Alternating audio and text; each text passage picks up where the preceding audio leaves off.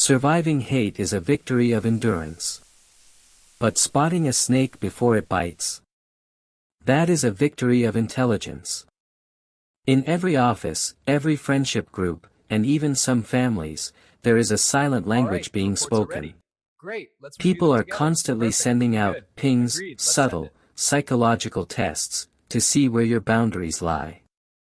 They aren't looking for your strengths, they are looking for your cracks. I understand your concern. If you don't know these tests exist, you'll fail them before you even realize you're being graded. Today, we are exposing the 7 silent tests people use to measure your weakness, and the one response that changes the game forever. The first test is the accidental disrespect. It's the small interruption while you're speaking, or the forgetting of your name. Then show me the It reports. feels too small to complain about, right? That's the trap. They are testing your threshold for mistreatment. If you let the small things slide without a calm, firm correction, you are signaling that the door is open for larger disrespect later. Weakness isn't being quiet, weakness is being afraid to acknowledge the truth of what just happened. Then comes the emotional probe. This is when someone shares a fake secret or a piece of gossip just to see if you'll bite. They want to see if you are a vault or a sieve. If you join in the gossip, you've failed. You've shown them that your loyalty is for sale.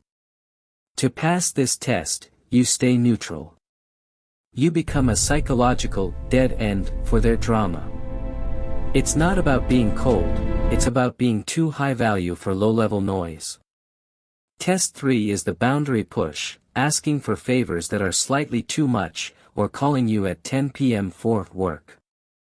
They want to see if you value their time more than your own.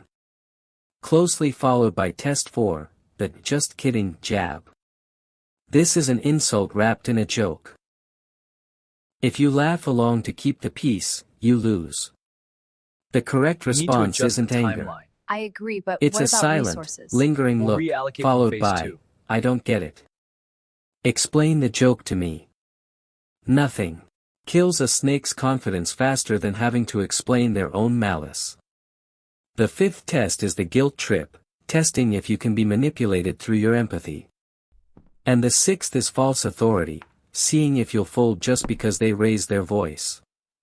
People who use these tests aren't strong, they are just loud. They are looking for a yes man. When you give them a calm, reasoned no, you aren't being difficult. You are being a person with a spine. And in a world of shadows, a spine is a very bright light. The final and most dangerous test is the reaction bait. They will do something to intentionally upset you, just to see if they can control your emotions. If you get angry, they own you. If you stay calm, you own the room. The one response that stops all these tests in their tracks. Strategic silence. When someone tests you, don't rush to answer. Pause. Look them in the eye. Let the silence do the work. It shows them that you are not a machine they can program. You are an observer.